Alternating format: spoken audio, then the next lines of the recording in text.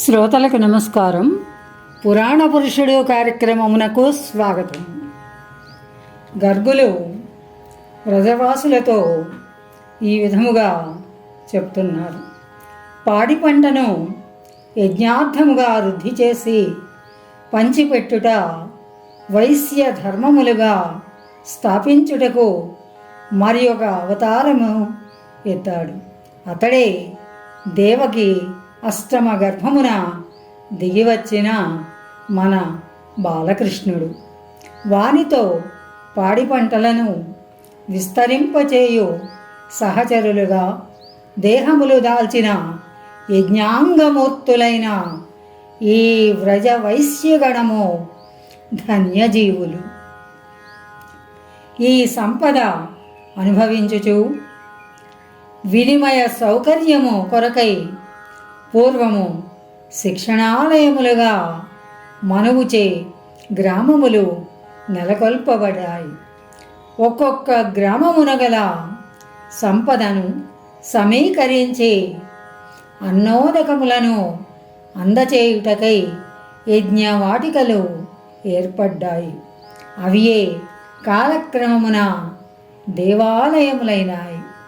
పూర్వము గ్రామవాసులు తమ ఇండ్లలో సస్య సంపదను దాచడివారు. వారు తమ సస్య సంపదను దాచడివారు కారు. ఇళ్లలో గ్రామస్తులందరూ పొలములలో తోటలలో కృషి యజ్ఞము నిర్వర్తించి గ్రామ మధ్యమున ఒక సస్య నిలయమును నిర్మించి దాని అందే ధాన్యాదులను సమకూర్చడివారు.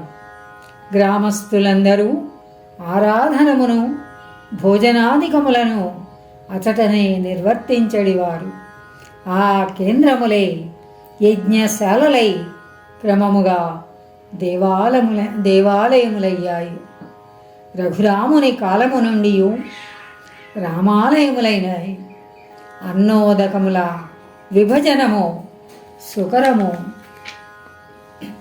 చేయుటకై దేవాలయములకు అంగములుగా గ్రామములకు రక్షణ కేంద్రములుగా పొలిమేరలయందు సత్యాలయములు, వీరభద్రుల నిలయములు, పోతురాజుల గుడులు ఏర్పరచబడ్డాయి. గ్రామవాసుల విద్యాభ్యాసమంతయు దేవాలయములందే జరుగుచుండేది.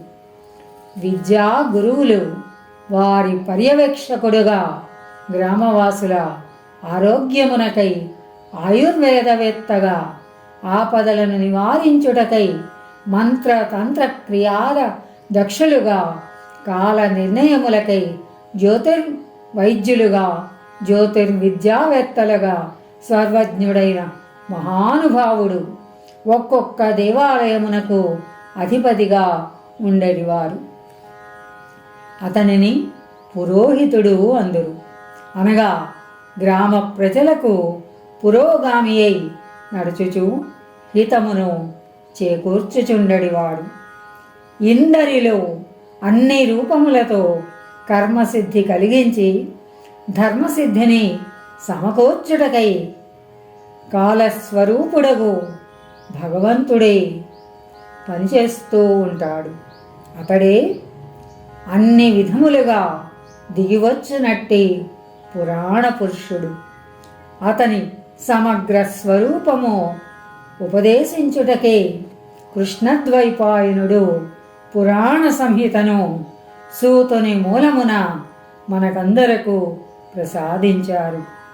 దానిని అనుసరించి యజ్ఞార్థముగా జీవితములు మలుచుకొనుచు మన బాలకృష్ణుని పురాణ పురుషుడుగా దర్శించి పెంచి పెద్దవాణిని చేసి అతని మార్గమును అనుసరించుటయే మన ప్రస్తుత కర్తవ్యం.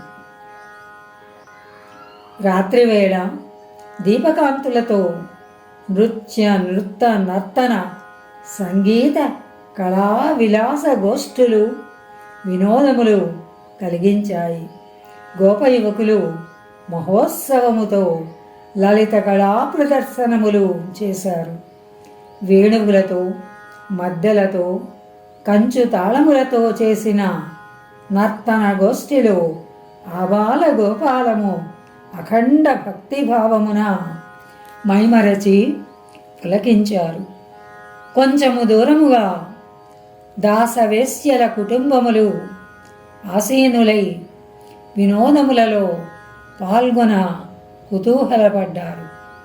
నర్తన, సంకీర్తన, కథాగానానంతరము దాసవాటికకు నాయకుడైన ఒక దాసయువకుడు, అతని నాయకురాలు లేచి వినయముతో పెద్దలకు నమస్కరించి వారితో ఇలా విన్నవించుకున్నారు.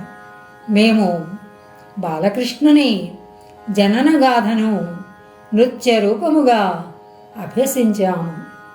అనుజ్ఞ ఇప్పించినచో మా కళా కౌశలము చూపించదము. బాలుని జన్మ దినోత్సవము వేడుకకై మేము తనువుతో, మనసుతో, వాక్కులతో వేచి ఉన్నాము. మేము అస్పృశ్యలము కనుక దూరము నుండియే మా కథా ప్రదర్శనమును చూపి వినోదింపచేసదము. పెద్దలు అవతరింపవలెను. నందగోపుడు నిలబడి ఇలా అన్నారు.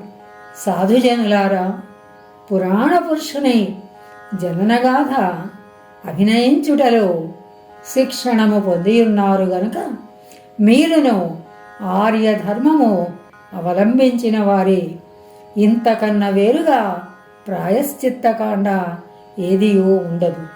యోగ సాధనము సార్థకములు కాజాలము.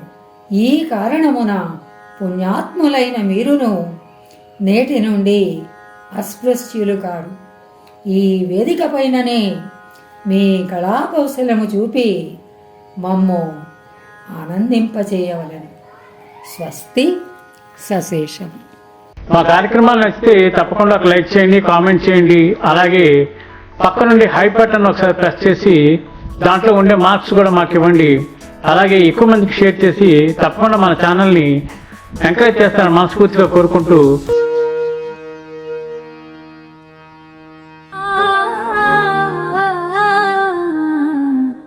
మోహనవాణి మదిని దోచే